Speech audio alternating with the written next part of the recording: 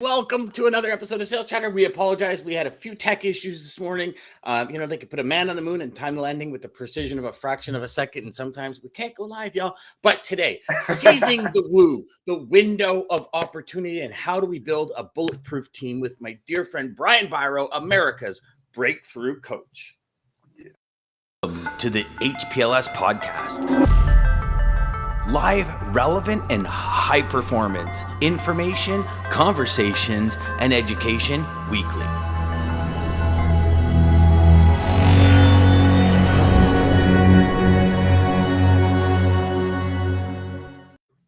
And Lisa comes in with the crushing victory over Jeff. 4 days in a row, beat him out. Good morning, everybody. Good morning. Mind blowing. Good morning, Jeff. Good morning, Lisa. Good morning, John. Good morning, everybody. Man, you're getting close, Josh. Yeah, Joshua's coming in. Brian, thank you so much for being here, brother. You know, it's we're just honored to have you. I know that you're on the road and you're still so Brian woke up this morning, internet wasn't working, and you're kind of running and rushing to figure things out, but he's still here. I have to share for all of you that didn't see the full day live stream that DJ and I did back.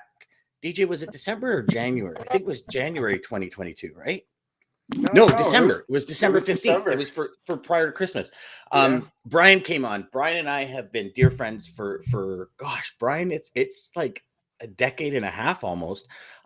Brian introduced me into the world of don't be afraid to contact people. Just a great mentor, great man. You guys are going to love him. Brian, thanks for being here, brother. Hey, I hope I'm here. I'm been playing with this. Your voice was going, my voice was going. I see your smiling face. I hope you can hear me. We can hear you, brother. We got you. You're all good.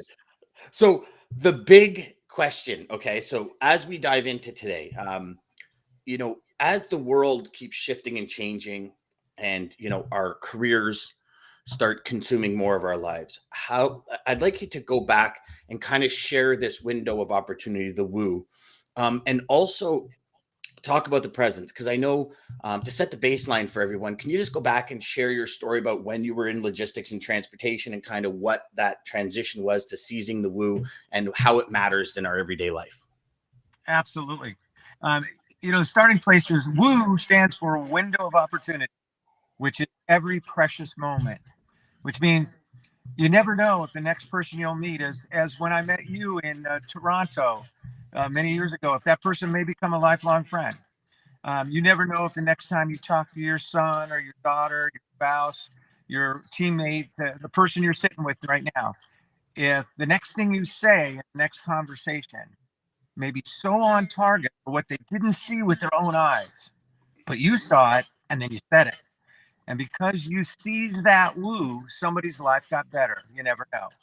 So the question to everyone, because everyone is a leader, not is there a woo? There is. The question you got to ask yourself is, how many of those puppies have we missed? Right? And why do we miss them? And one of the key elements about seizing the woo is to elevate your energy. Right? And energy allows you to seize more woos. You ever notice that when you're full of energy, the energy's no problem. It doesn't matter how you've been sleeping or when you get to do what you love to do, when you get to play hockey, Dan, all right, life is cool. All right. You are 5 years old. Let me at it. But it's when we lose sight of our purpose that we lose the woo. So when I started my life, I've had 3 careers. The first career was a U.S. swimming coach, and I loved it, but I had no life. And so I'm probably the only person that either of you have ever met who got an MBA to get a life instead of a job. All right? And I did. That's when I met my wife. That's when I got in good physical health. So many things happened. But that's when I also started my corporate career. And I ended up going into transportation, working for the Linden companies, a very big multi-dimensional transportation company based in Seattle. As I worked there, I found something that is so common in certain teams. I found siloing. Operations hated sales, sales hated operations. They both hated the home office just a little bit more. All right. And that made no sense to me with my background in sport about the power of a team and how you want the different parts of a team to appreciate one another. You can't be a winning hockey team and have a silo against your goalie. It doesn't matter how many goals you score if that goalie's going to not work for you, and vice versa. So that's when I started doing team building events for my own company. I was vice president. I saw this siloing. Everybody else was saying, it's the market, it's the timing. We have to wait for the market to come back. And I said, you know what? It's not the market. It's us. We don't appreciate each other. We don't support each other. We don't lift each other. And so I started doing these events, and they went great. And our company had this incredible turnaround where we went from basically nearly going out of business. This is a 75-year-old company, to being the best in our business in logistics and customer convenience. We became very profitable. We quadrupled in size. We became UPS in Canada, in all the parts of Canada except the 8 major cities. All right, so we delivered. We were UPS in Alaska and Canada, and everywhere except in Canadian major cities, which of course means in all the other cities of Canada, that's about 13 people. All right, so we served those 13 people out in the Yukon, and we just had a rocking time. But even better than our success on the bottom line was the way that our team functioned. People were constantly catching each other things right. There was this powerful feeling of mutual support, a whole new level of kindness in our organization, and it lasted and lasted and lasted. So right at the peak of this massive turnaround, I said to my wife, honey, we're doing great. Let's quit. All right. I want to go do what I love to do. And what I love to do are these events. So that's called Season the Woo. But it was a woo that was a little shaky, because it's like diving off a diving board and hoping there's water on the other side, and it's a high dive. But it turned out, because when you seize the woo with full energy, yeah, you'll amaze yourself at what's really inside of you. So that's kind of my story, and I'm sticking to it. Excellent. He touched on so many good points. I love Brian that touched on, because it's no matter what. So I was a server, worked in the restaurant industry, done home improvements, and no matter where you're at, it seems like one team against another. It was cooks against the servers. Oh, the servers are lazy. Oh, they're just this. Oh, the cooks are dumb, and they this, and it's just this constant battle. And I always thought the same thing, like, why? We're all on the same team. Why are we doing this? Like, absolutely. I used to talk about this as a coach. People think of swimming as an individual sport, but they're wrong. They have no idea how much we mean to each other. But this is where I really understood it, because every day in practice, when we worked together, when everybody pulled together, it was honest to goodness like we had a massive current pushing us faster. And every time we did that split, cooks against the servers, it was this: we had to turn around, you would U-turn and try to swim into that current, and it slowed us down. Well, every business has a current, and only when you come together will you get that current to serve you, to push you forward with more acceleration. And if you just stop for a second, it's just perspective. I've never met a great salesperson who loves to do operations. I certainly don't love to do administration. And I've never met an operations person who really wants to do a ton of sales. So we should be appreciating each other to do the stuff we don't love to do, and maybe we're not as good at, and give those others the ball. And when we do that, suddenly we build trust, we build momentum, we build focus. We're focusing on the things we can do instead of the stuff we can't do. And that's the only way we can really rise to our potential. So, Brian, so if a salesperson that's watching right now, or operations persons, or owner, or VP, or whatever level you're at in your company, and you're watching this right now, and in their head, they're going, okay, that makes sense, but like, where do I start? How do I start mending that gap, or building that bridge to mend those challenges and issues? Because you're right. A lot of salespeople get pissed off at operations when something goes wrong, because it's directly affecting the salesperson's wallet. Vice versa, the salesperson says, well, it needs to be done this way, and operations person says, yeah, but it's really effective doing it this way. And it's one of the hardest things to let go of as a salesperson is your ops, because in sales, we bring in the business, but operations keeps the business and actually grows the business. And for all of you in operations, you're actually the best salespeople out there, just so you know. how would you suggest we start managing that piece of it, Brian?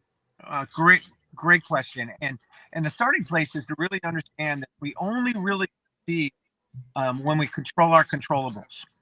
It's when we're trying to control our uncontrollables and probably we had the best, the most challenging example of this over the last 2.5 years called COVID. COVID is real. COVID is a challenge.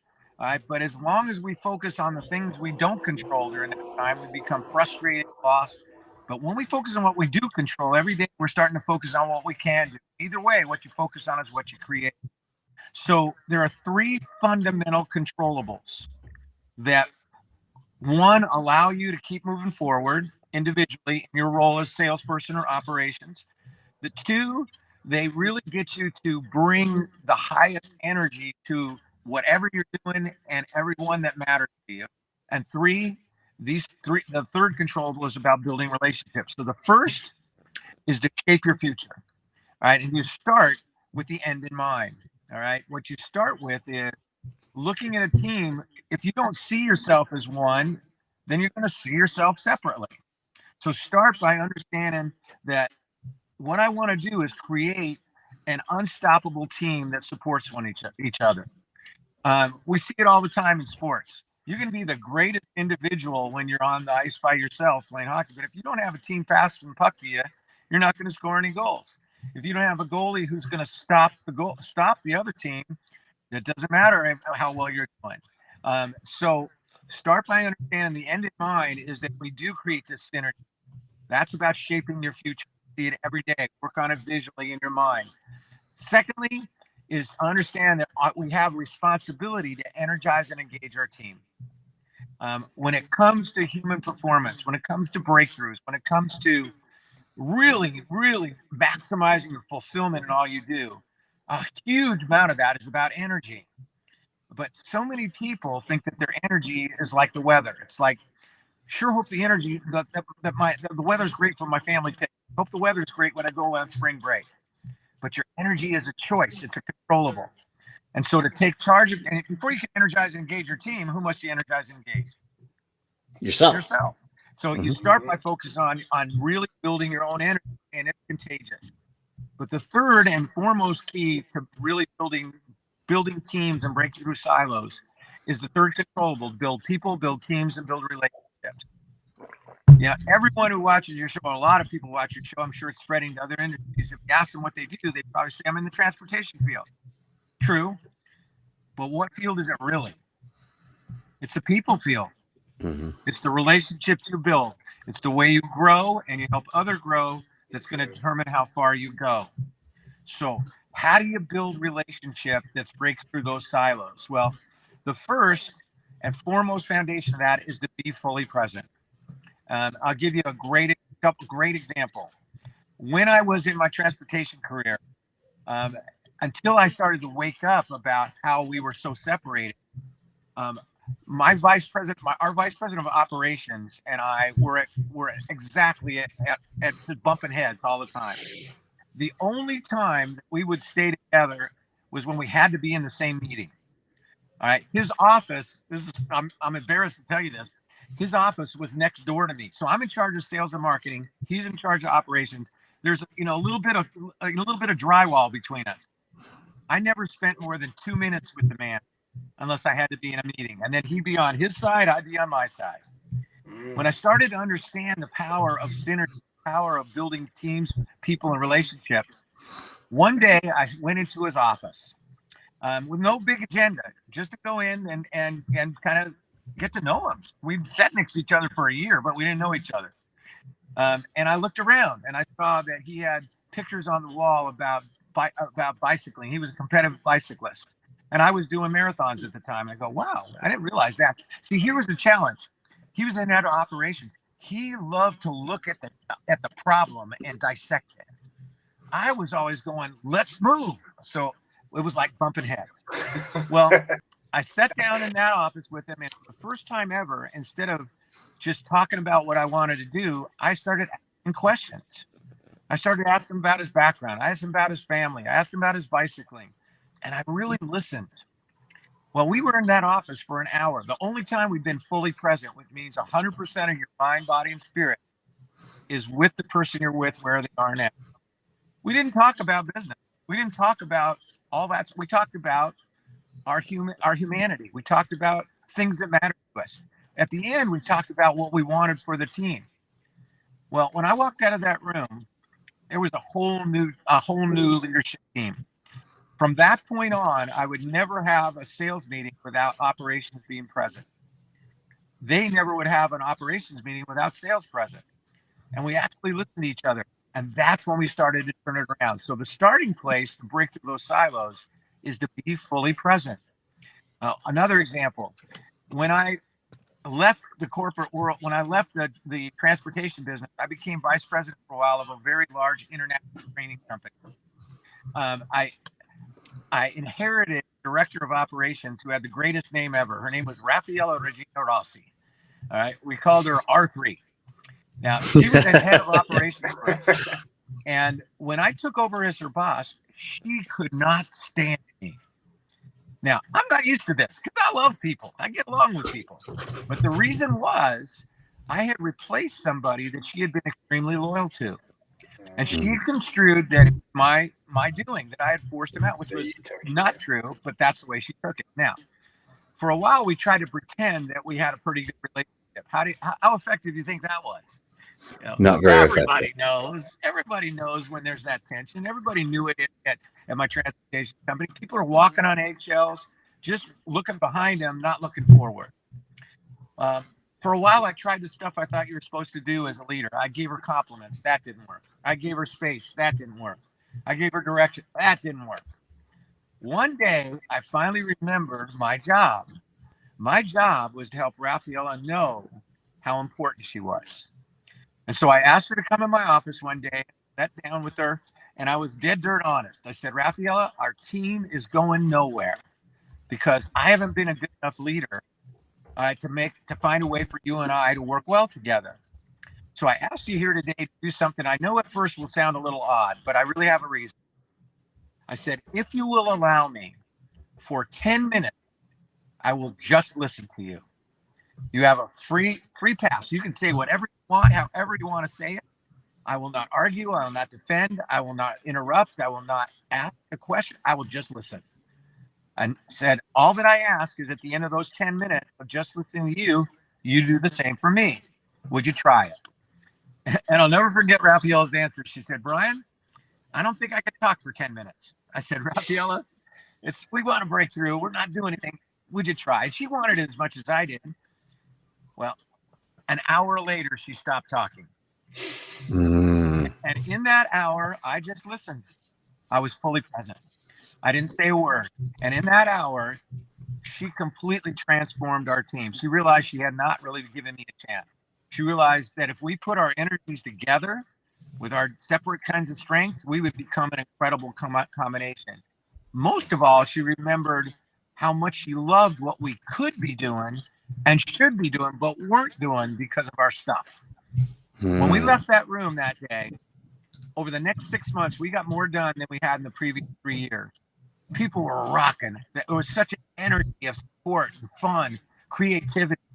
To this day, 35 years later, she's still one of my dear friends. Even though she still owes me my 10 minutes, I never got my 10 minutes. Well, you never got to speak for your 10 minutes.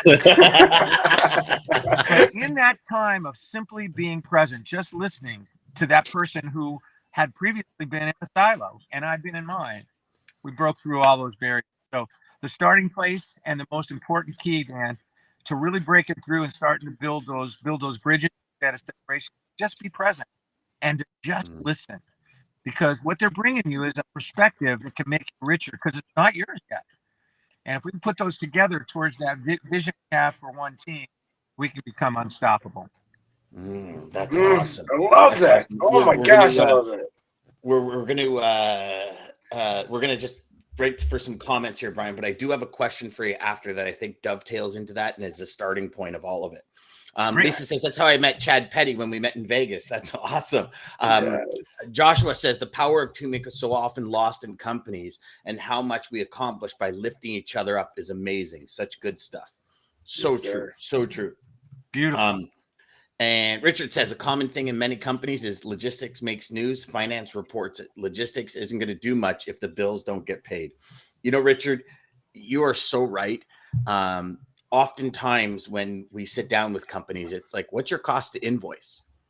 And are you really making money? Because salespeople, they might think, oh, you know, like if I make $50 a load, I'm making the company money. But if the company's invoicing cost is $70 a load, you're actually losing $20 each time you book that load, right? And it's every department in conjunction and every department working together as a team makes a company profitable. I love that. Jeff says it's all about collaboration, Brian. You truly cannot move anything forward unless you are unless you are one. Yeah, as one, right? Yeah. Joshua comes back and says, start by asking myself the right questions. How can I empower? How can I enrich? How can I be one of service? Then the walls come down and people have a tendency to meet you halfway. If we should respect, if we should respect understanding the ability to listen and hear. Yes, sir. Brilliant. That's powerful stuff. Brilliant. Yeah. Good morning, Team Woo, Preet. And then Jeff comes back and says powerful stuff. So I do have a question on that, Brian, because you know, let me jump in real quick though. You guys just ignited, those comments ignited something that I don't think you've ever even heard, Dan, before. And that is in another industry, but all industries are the same. We're people industries.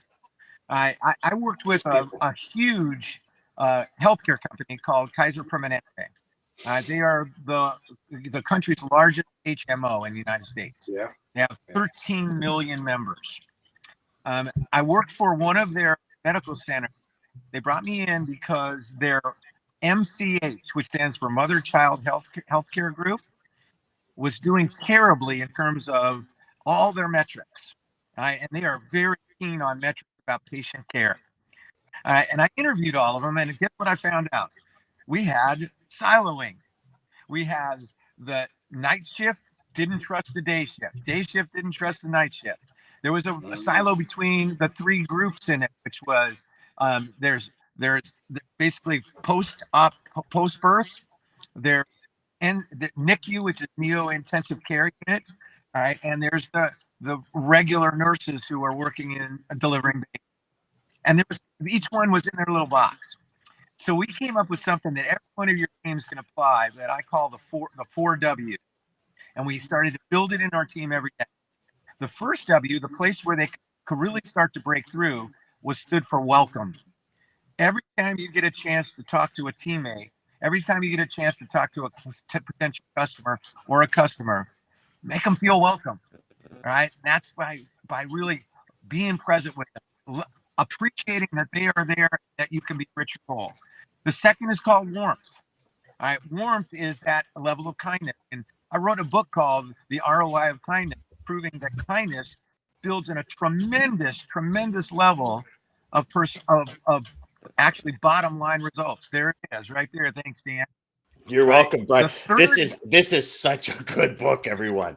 You gotta grab this book. If you find it, grab it. It is phantasmo. Sorry, Brian, go ahead. Sorry. So the first W is welcome everyone as if for your long lost friend that just walked through your door. Man, I'm so great. It's so great. It's like the way I feel looking at you two today. I feel incredibly joyous. I feel welcome, and hopefully you feel welcome as well. Secondly, warmth. Now, where does warmth matter? It's easy to be warm and kind to warm and kind people. Where it matters is when people are not at their best, when people aren't being kind. Ask yourself, what else could this mean? Maybe they had something happen at home today. Maybe they're just having an off day. Maybe we've had miscommunication we could clear up. But it's being warm when others are not at their best that really starts to break through. But the third W is the key one in this discussion. It's we. W-E. When I was working with this MCH team, what I discovered more than anything else was that all of these professionals were bringing welcoming and warmth to their patients, but not to each other. And that was where the disconnect was. And so we said welcoming and warmth isn't applied to your operations teammate if you're in sales and vice versa. It doesn't matter how good you are with your customers. It's going to end up somewhere. It's going to come out wrong. And so they started to work on that.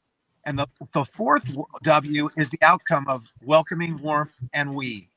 And it's called world class. You become a world-class organization. No matter your size, you're world-class. Well, we built this into their culture. We built it in so that every meeting we brought up the 4Ws. All right. Every time that there was any kind of a get-together, 4Ws, we put them up on the walls and some fun posters. In 1 quarter, after 2 years of being in the 50s in their metrics, which is so far below what they allow, they rose into the 90s. And they stayed in the 90s from that point forward as that became indoctrinated culture. So that's the power of everything that we've just been talking about. So I had to throw that in because it really clicked when listening to some of those great comments. I love it. That was bonus, like bang oh on, my Brian. goodness. Yeah, that was so good. Thank you for that. Guys, use it for your teams, please. Yeah. Well, but here's the thing, DJ, right? So, and Brian, so we all know, right? We all know this is the root. Collaboration is the root. However, there's this thing called ego that sometimes gets in our way. So, Brian, how would one, like when you walked into your vice president of operations office, right? The both of you could have been there 2-3 years. If you didn't walk in, would he have ever walked in your place, right? So your office. So the question then becomes, you're leading that charge of walking in. So as a leader, as a teammate, as everyone, we have to break our ego down, because often it's, like, oh, come on, man, like I worked so hard to do that. And, you guys just screwed me up and da-da-da. And it's that ego builds back up. So how would one go and break that ego down in order to be fully present? I love it.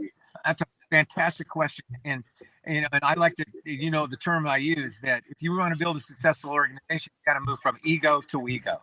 All right. That's where we're going, from ego to we go. And a starting place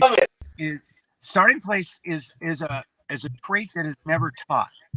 It is a choice that if you make it, you're on your path to being continually improving. And it's called humility. Now, why are people more humble? Because a lot of people think that you can't be confident and be humble. Not true. You can be very humble and very confident, because being humble doesn't mean you think less of yourself. It means you think of yourself less.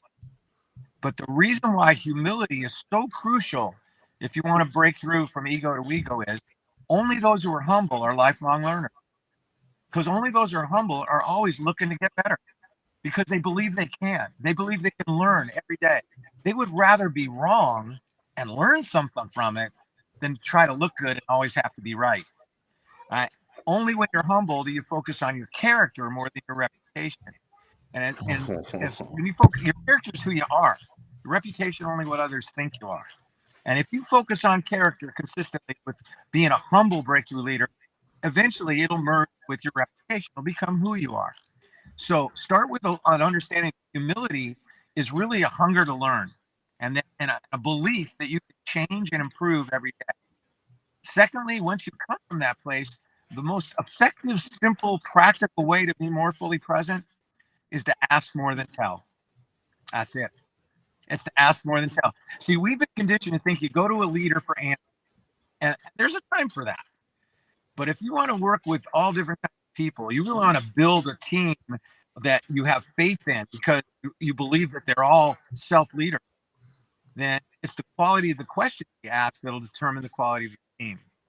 So we got 2 ears, one mouth. That's a clue. All right. That gives you an idea of a ratio to start working on. And so when you do that, see, what was unique that day was, until I had gone into that, my VP of operations office, I always wanted to tell, this is what we're going to do. I never asked. That day I shifted, asked first, and I was amazed at how much we had in common. Because when I wanted to tell, it was always about what I cared about. All right. When I asked, I started to discover that he cared about our company every bit as much as I did. He just looked at things differently, which together, what is collaboration? Collaboration is putting your resources together. I do not want to have a team of people who are just like me, because we'll only see this much. I want a team of people who are good at the stuff I'm not good at. I want a team of people who are fascinating and powerful in ways that I'm not, because then moving towards that common goal, that's when we become much more resourceful.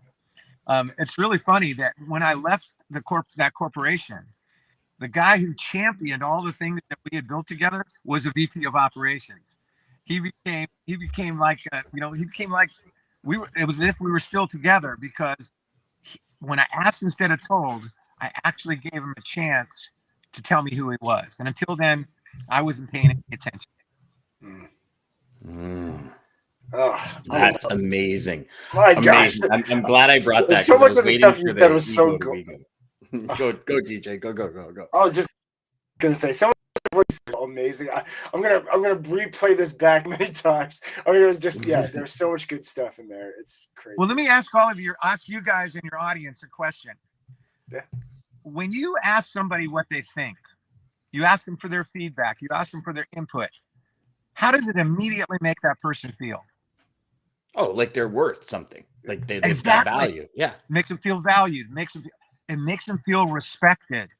Right. And you cannot build a team until there's a feeling of respect and trust. It makes them feel trusted.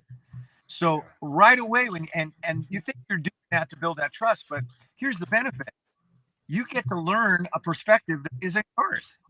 All right. And whenever you seek to enrich somebody else's experience, you can't help but enrich your own, because you have to go places and think about things and learn perspectives you never had before.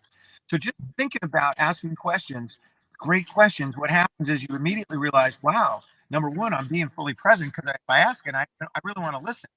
And number two, I'm more effectively than almost any other way, I'm saying to them beyond words, because I'm interested in your perspective, that I respect you, that I admire you, that I trust you to tell me what is really the way you see things. So there's a great gift in the power of asking more than telling. That's awesome. I know we're running out of time, Brian. Do you have another couple of minutes, like 3-4 minutes? Yeah. I know we're okay. Hey, okay, because once we got on here logistically, baby, I'm staying as long as I can. Yes. Beautiful. Maggie says, the story of my life as a nurse. On Tuesday, I gave them this talk and they were complaining about each department, ending with everyone agreeing that it's the only way to win. 100%. I love that. I love that. That's exactly right. Not only do we have to apply these principles when people are reciprocal, but when they're not, show love, respect, understanding, and empathy. Empathy so inspired by this conversation.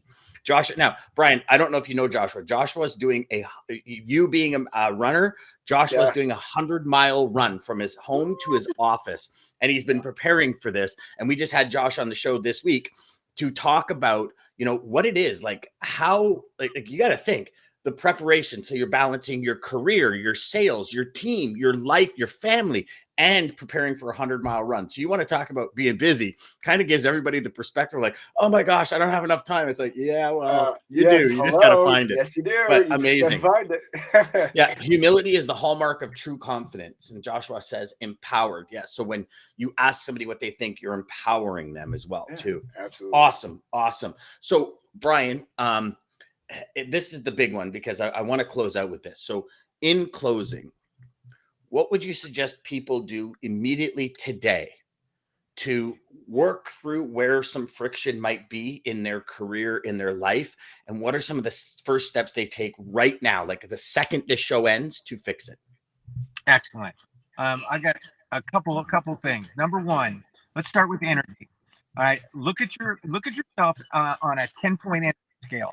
1 being comatose, 10 a child on Christmas morning, 10 15. Dan and DJ. That's it. All right. And ask yourself the $1 trillion question once you've created that perspective. Where are you living on that 10-point scale? Where have you lived your life? And unless your answer was 99.7, then as a humble breakthrough leader, all right, the starting place is to go on an ETP. That is an energy transformation program.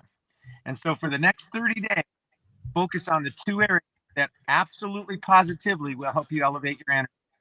The first is to change the way you move. Add movement to your life.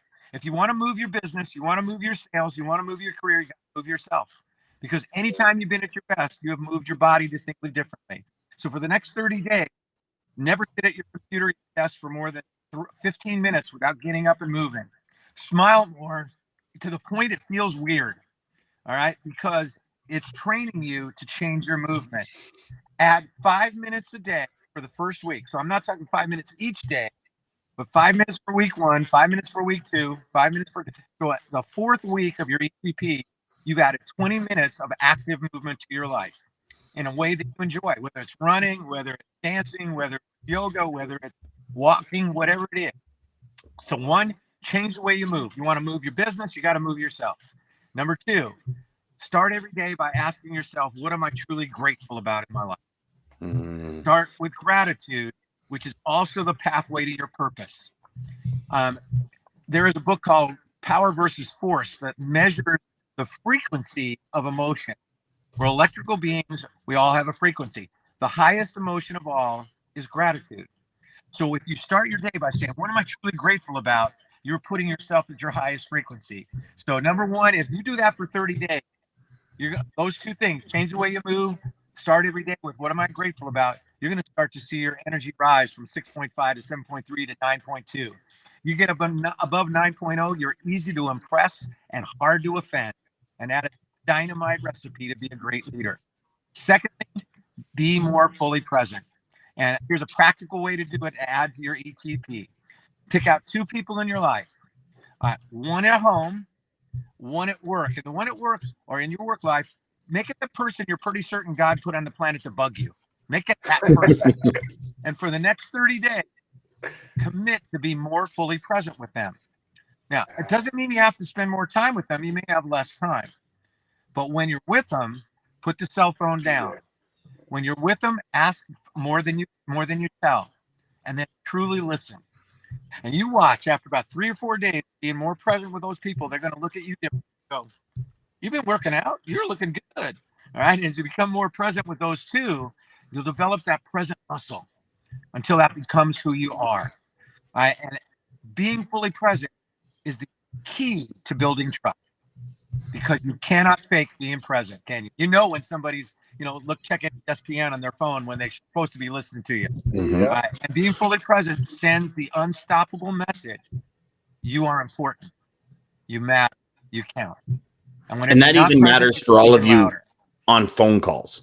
Like it doesn't just matter in video or in person. Like even on phone calls, you can tell when somebody disconnects. Absolutely. You can tell when they're, looking over and thinking about, looking at the menu while they're supposed to be talking to you. So those 2 are the way I would start that transition to not only building teams, but to building that real power of yourself as a breakthrough leader.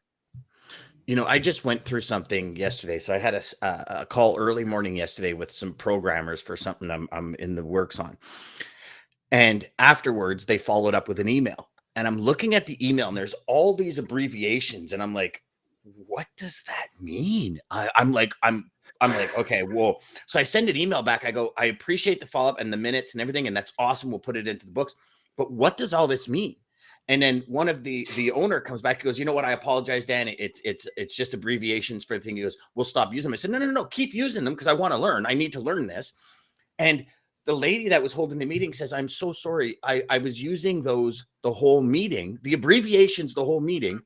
And she goes, so I just figured you knew what they were. And I went, I've never heard and I realized that, and it wasn't a bad thing, but what I realized was that when they were speaking, they were like, what do you think of this, this, and this? I was like, oh, and I kind of ventured off into my world of creativity. And it really hit home where I said, okay, whoa. And I said to her, I apologize.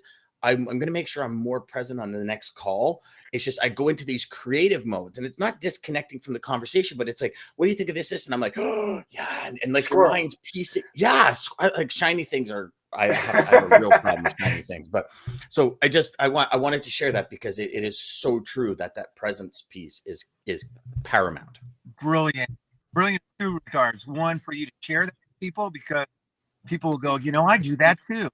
And 2, for you to be aware of it yourself. You now know the next time what you want to improve, that you're going to really listen first. A lot of people think that if we're fully present, we'll get less done. You actually get more done because you begin to be fully present with that task when it's the present task. With 100%. Each person, get more done in 5 minutes than 5 years.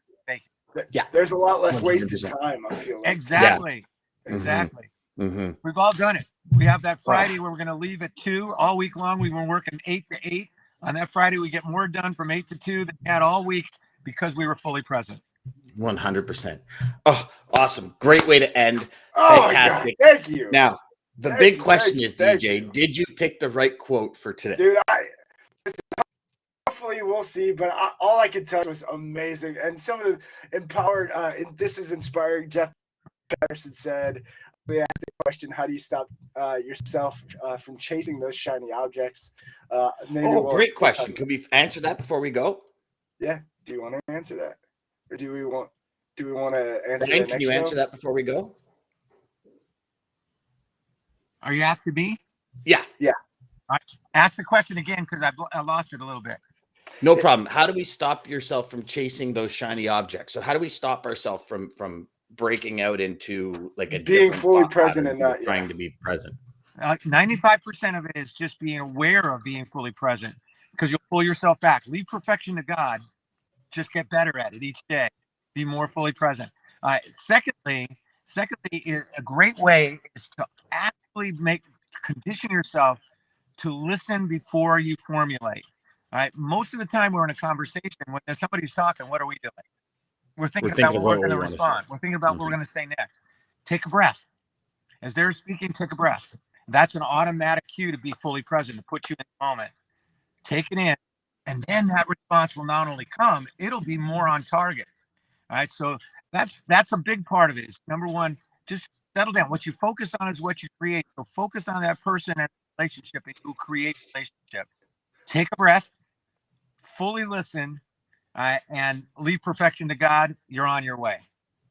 That's awesome. I absolutely love that. And Brian, you have no idea, but Dan, you're about to be mind blown by that. Literally, like, I feel like took us right to the quote. But so Lisa, thank you for the question. But so Scott says, I'm doing a 50-day gratitude challenge right now. It's truly a great day starter. Awesome. I love that. Good for you. It brother. really Good is. for you. Yeah, the greatest audience I I think ever it was seen. Denzel Washington in a video I heard. Brian, we do. What's Our that? audience is the best audience on the planet. It's the best audience for any morning show. We say it every day. They're Absolutely. fully engaged. They ask questions. They love the guests. They bring so much energy to the conversation. Like we have things scheduled for half hour every day. Yeah. And I don't think there's been a day We're where at we've only 42 done a minutes half right hour. now. They're still here. Yeah, it's been you crazy. Guys. Seriously, thank you all. But yeah, this was amazing. This was an amazing show. But yeah, gratitude, starting your day with gratitude, guys. There's nothing better. I heard Denzel say it. First thing he does is hit the floor next to his bed and think of a list of things he's grateful for. And man, that changes everything. But yes, gratitude, all of this. Brian, thank you so much. Holy cow. This literally was like the greatest show. I mean, you see everybody's still coming in. They're still coming in. Tyler just came in with a comment. But so they're still coming in, guys. I am trying to close the show, I swear.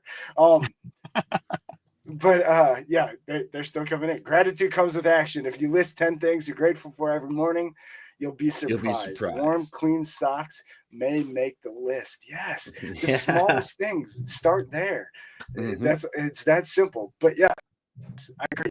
Oh my God. Yeah. Thank you, Brian. Thank you, Dan, as always. Thank you, American Logistics, for making this possible as you do. Thank you, guys. Everybody who's watching, if you weren't sitting here giving us these comments like you are all the time, we would not have the energy and not be as excited as we are. So thank you, seriously, for just joining us weekly and going over time and us abusing your time like we are. I'm so sorry that we do that. Hopefully it really makes a difference in your day. You're not sorry. You're having too much fun. Yeah, exactly.